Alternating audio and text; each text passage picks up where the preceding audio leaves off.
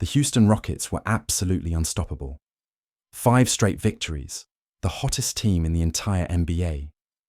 They had transformed from an 0-2 disaster into a legitimate Western Conference contender practically overnight. Their offense was putting up a league-leading 124.7 points per game while shooting an absolutely ridiculous 43% from beyond the arc. Everything was clicking, everything was working, everything was perfect, until it wasn't. November 7th, 2025, the Frostbank Center in San Antonio, the NBA Cup opener between 2 Texas rivals.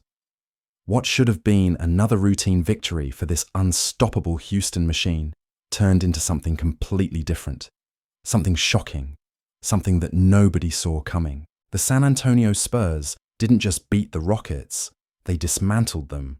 They shattered that beautiful 5-game winning streak into 1,000 pieces with a 121-110 victory that left everyone asking the same question. What just happened? Because here's what makes this loss so devastating. The Rockets weren't just riding some lucky streak. They had completely reinvented themselves after that brutal 0-2 start to the season. 4 of those 5 victories came by at least 15 points. They were dominating teams. They were making it look effortless. Their 3-point shooting was historically good. Their ball movement was crisp. Their confidence was through the roof. But in one night, against a Spurs team that had just lost 2 straight games, everything fell apart.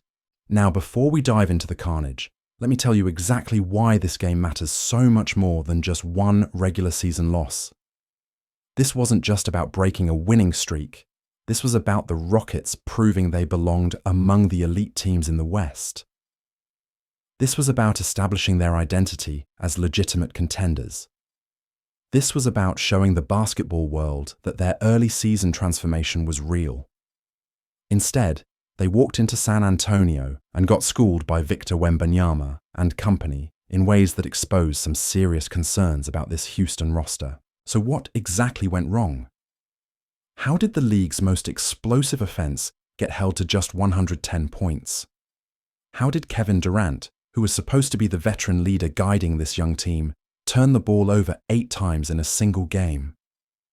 How did a Spurs team that looked vulnerable after consecutive losses suddenly look like championship contenders?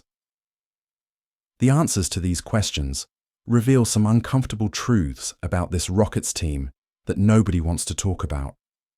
Because when you dig beneath the surface of those 5 straight wins, when you examine the quality of competition they faced, when you analyze the fundamental weaknesses that San Antonio exposed, a very different picture emerges. Let me walk you through exactly what happened in this game, moment by moment, possession by possession.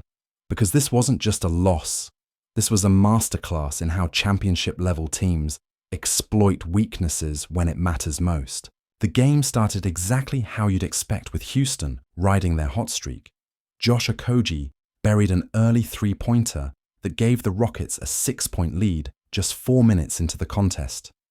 The crowd in San Antonio was getting nervous. The Rockets looked confident. Their ball movement was sharp, their energy was high. Everything seemed to be going according to plan. But then something shifted. The Spurs, desperate after losing their previous 2 games, found another gear. They went on a devastating 15-4 run that completely flipped the momentum. Julian Johnson's putback layup with 3 minutes 45 seconds left in the first quarter capped off this surge, and suddenly the building was electric. The home crowd was back in it. The Rockets looked rattled. Houston managed to respond with 9 of the final 11 points in the opening period, including a long-distance bomb from Tari Eason that gave them a 25-23 lead after 12 minutes. But something was different. The easy baskets weren't coming anymore. The 3-pointers weren't falling at their usual rate. The Spurs were making them work for everything. The second quarter is where things got really interesting. Houston turned a 2-point advantage into a commanding 40-30 lead, with just over 7 minutes left in the half. Reed Shepherd, the rookie who's been developing into a legitimate weapon off the bench, knocked down back-to-back 3-pointers that had the Rockets looking unstoppable again.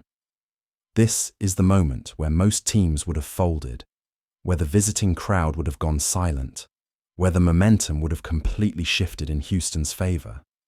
The Rockets extended their lead to 11 points after a pair of Amen Thompson free throws, with 2 minutes 24 seconds remaining until halftime. They were in complete control. But here's where you see the difference between a good team and a championship-caliber organization. The Spurs didn't panic. They didn't lose their composure. They didn't start forcing shots or making desperate plays. Instead, they executed one of the most impressive runs you'll see all season. A 12-0 run to close the half. 12 straight points. Zero response from Houston. The sequence was punctuated by Stephon Castle's three-point play with literally 1 second left on the clock. The Rockets went from leading by 11 to trailing by 1 at halftime. 51-50 San Antonio. The momentum had completely shifted. The crowd was going absolutely crazy. The Rockets looked stunned.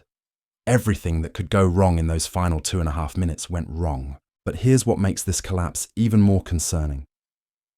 This wasn't just about San Antonio getting hot. This was about Houston's fundamental weaknesses being exposed under pressure. Their ball security became a major issue. Their defense started breaking down.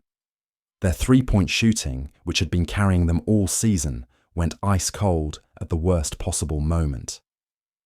The third quarter told the story of two teams heading in opposite directions. San Antonio extended their lead to 11 points midway through the period, while Houston struggled to find any rhythm whatsoever. Victor Wembanyama, who had been quiet through the first 18 minutes with just 4 points, suddenly came alive in ways that reminded everyone why he's considered a generational talent. The French phenom had been struggling early because of Houston's defensive game plan.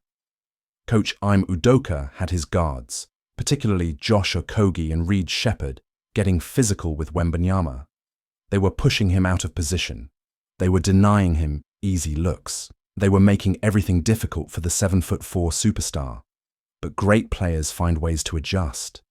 And Wembanyama's second-half performance was a clinic in adaptation and mental toughness.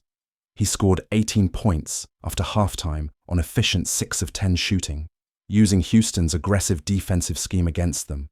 He was hunting favorable matchups. He was finding angles that didn't exist in the first half. He was dominating the game in ways that showcase why he's already being mentioned among the league's elite players. The Rockets managed to cut the deficit to 4 points entering the fourth quarter, showing the kind of resilience that had defined their 5-game winning streak. But the damage was already done. The confidence was shaken. The execution was sloppy. The turnovers were mounting. Kevin Durant, who was supposed to be the steady veteran presence, was having his worst game in terms of ball security all season. 8 turnovers. 8. For a player of his caliber and experience, that's simply unacceptable in a game of this magnitude. The fourth quarter became an absolute nightmare for Houston. This is where championship teams separate themselves from pretenders. And the Spurs showed exactly why they've built a culture of winning over decades. Harrison Barnes opened the period by drilling a three-pointer that pushed San Antonio's lead to 9 points with 6 minutes and 37 seconds remaining. The crowd was on their feet. The energy was electric. The Rockets looked desperate, but Houston wasn't ready to surrender just yet.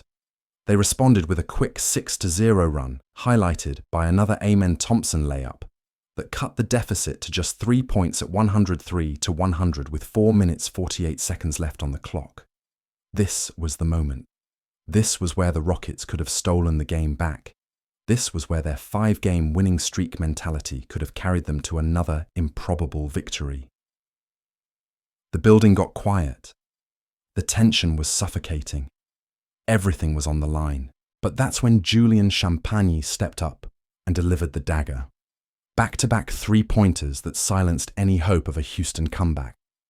The first one was contested, but pure. The second one was even more impressive, coming off a beautiful ball movement sequence that showcased San Antonio's superior execution under pressure. Then, Stephon Castle. The rookie, who's been developing into a legitimate contributor, grabbed a crucial offensive rebound and converted the putback. The lead was back to comfortable territory. The crowd was going absolutely insane. The Rockets looked defeated. Wembanyama put the finishing touches on his dominant second-half performance with a baseline turnaround jumper that had defenders shaking their heads in disbelief. The shot was impossibly difficult. The degree of difficulty was off the charts. But he made it look routine, because that's what elite players do in clutch moments. With 2 minutes 17 seconds remaining, the Spurs had pushed their advantage to 8 points. The game was essentially over. Houston had no answers. Their offense had completely stagnated. Their defensive rotations were a step slow. Their energy was completely zapped. Harrison Barnes provided the final exclamation point with 12 seconds left. A steal at midcourt, followed by a thunderous breakaway dunk that brought the entire arena to its feet. The veteran forward finished with 24 points, in what might have been his best performance in a Spurs uniform. But here's what's really concerning about this loss for Houston. This wasn't just about one bad game. This wasn't just about shots not falling or the ball bouncing the wrong way. This exposed fundamental flaws in their roster construction that could become major problems as the season progresses. Their turnover issues were absolutely glaring. 23 turnovers as a team. 23. That's not just careless ball handling. That's a systematic problem with decision-making under pressure. When good teams apply defensive pressure, when they force Houston out of their comfort zone, the Rockets start making mistakes that championship contenders simply cannot afford. Kevin Durant's 8 turnovers were the most obvious example, but this was a team-wide epidemic. Players who had been taking care of the basketball beautifully during the winning streak suddenly looked like they'd never seen a press defense before. The ball was sticking. The passing lanes were getting jumped. The decision-making was rushed and panicked. Their three-point shooting, which had been their calling card all season, completely abandoned them when they needed it most. After shooting 43% from beyond the arc during their hot streak, they managed just 31% against San Antonio. The shots weren't dramatically different. The looks were still there. But the confidence was shaken, and good defenses can sense that vulnerability immediately. Reed Shepherd continued his impressive development with 16 points and 6 assists in 26 minutes, showing why the coaching staff has been giving him increased responsibility.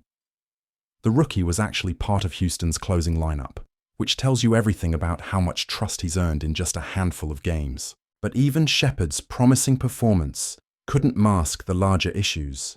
When your best veteran player is turning the ball over 8 times, when your supposedly elite offense gets held to 110 points, when your 5-game winning streak gets snapped by a team that had just lost 2 straight, you have to start asking some uncomfortable questions.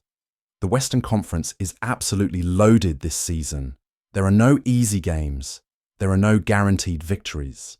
Teams like San Antonio, even when they're struggling, have the talent and experience to exploit weaknesses the moment they appear. For Houston, this loss serves as a harsh reality check.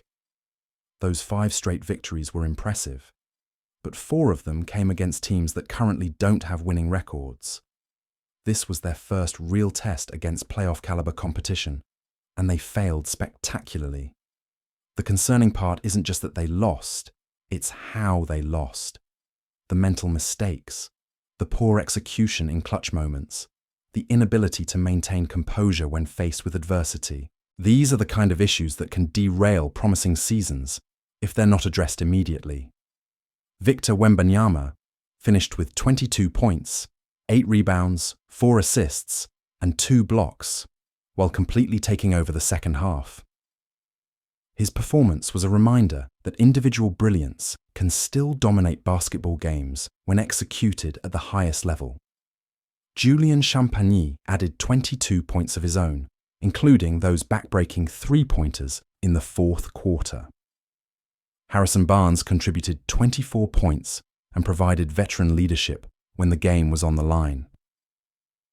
This was a complete team effort from San Antonio, the kind of balanced attack that makes them dangerous against anyone. For Houston, Alperen Sengun added 22 points to go along with Durant's 24. But their combined 56 points weren't nearly enough to overcome the team's collective struggles. Josh Okogie scored 12, Tari Eason contributed 11, and Amen Thompson added 14. But none of it mattered when the turnovers were piling up and the defense was breaking down. This game revealed something crucial about both teams. San Antonio showed they have the mental toughness and execution to compete with anyone when their backs are against the wall. Houston showed they still have significant growing pains ahead if they want to be legitimate contenders in the loaded Western Conference. The loaded Western Conference. The aftermath of this game raises questions that extend far beyond one regular season loss. Because when you strip away the emotion and analyze what actually happened on that court, you start to see patterns that should terrify Houston fans. This wasn't some fluke occurrence where everything went wrong simultaneously. This was a systematic breakdown that revealed cracks in the foundation that nobody wanted to acknowledge during the winning streak. The Spurs didn't just get lucky with hot shooting or benefit from favorable officiating. They executed a game plan that completely neutralized Houston's strengths while exploiting every single weakness. Think about the timeline here. The Rockets had been averaging nearly 125 points per game during their hot streak. They were shooting over 40% from three-point range. They looked unstoppable on offense. But San Antonio held them to 110 points while forcing 23 turnovers. That's not variance. That's not bad luck. That's superior preparation meeting inferior execution. The mental side of this collapse might be even more concerning than the statistical breakdown. Watch how Houston responded every time San Antonio made a run. Instead of staying composed and trusting their system, they started pressing. They started forcing shots. They started making the exact kind of mistakes that separate contenders from pretenders. So where does this leave the Rockets moving forward? This loss exposed everything they need to fix if they want to be more than just another promising team that flames out when it matters most. The talent is there. The potential is undeniable. But championship teams don't crumble under pressure the way Houston did in San Antonio. They either learn from nights like this, or they become footnotes in someone else's success story.